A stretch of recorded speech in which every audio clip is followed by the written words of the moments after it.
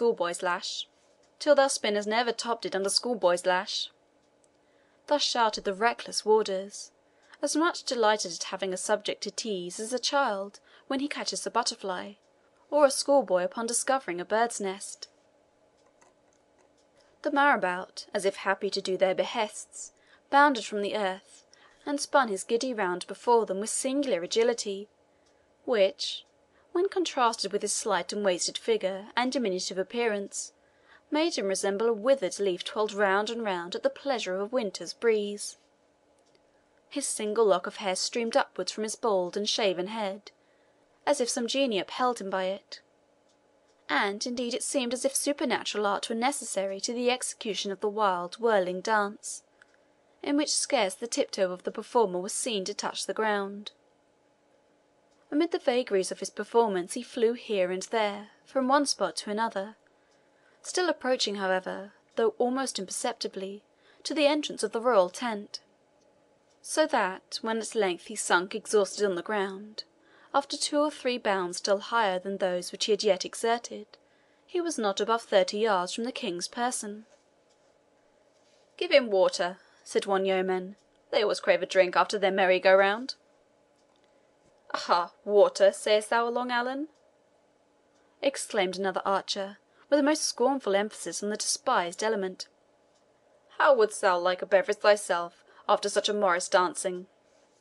"The devil a water drop he gets here," said a third. "We will teach the light-footed old infidel to be a good Christian, and drink wine of Cyprus."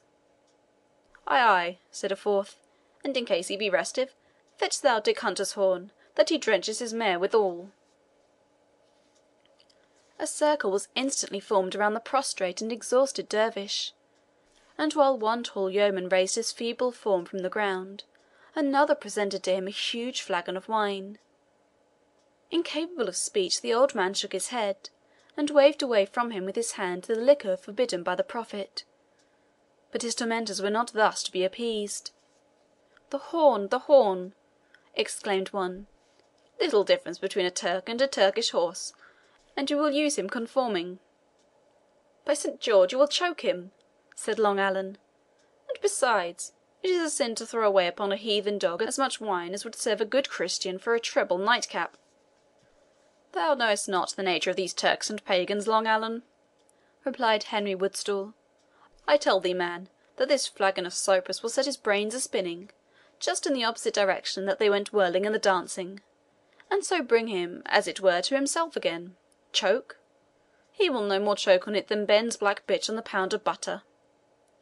"And for grudging it," said Tomlin Blacklees, "why shouldst thou grudge the poor Paynim devil a drop of drink of earth, since thou knowest he is not to have a drop to cool the tip of his tongue through a long eternity?" "That were hard laws.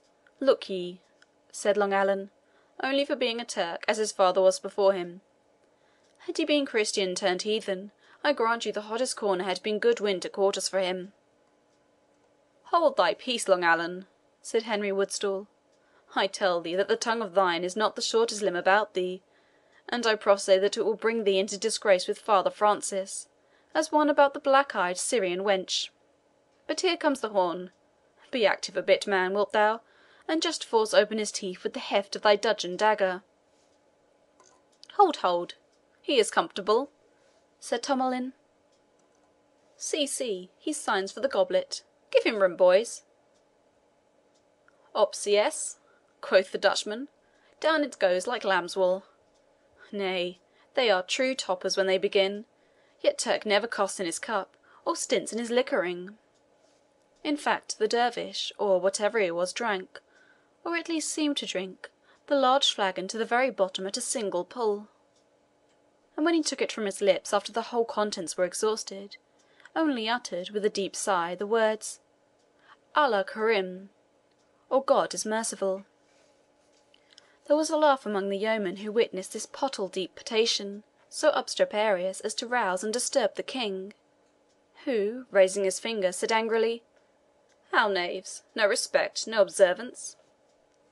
All were at once hushed into silence, well acquainted with the temper of Richard, which at some times admitted of much military familiarity, and at others extracted the most precise respect, although the latent humour was of much more rare occurrence.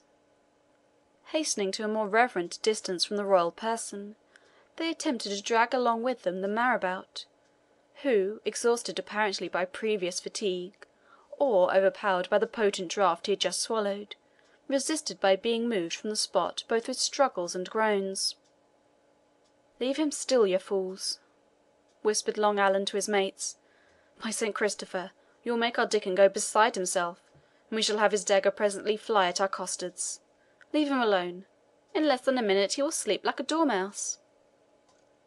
At the same moment the monarch darted another impatient glance to the spot, and all retreated in haste, leaving the dervish on the ground, unable as it seemed to stir a single limb or joint of his body.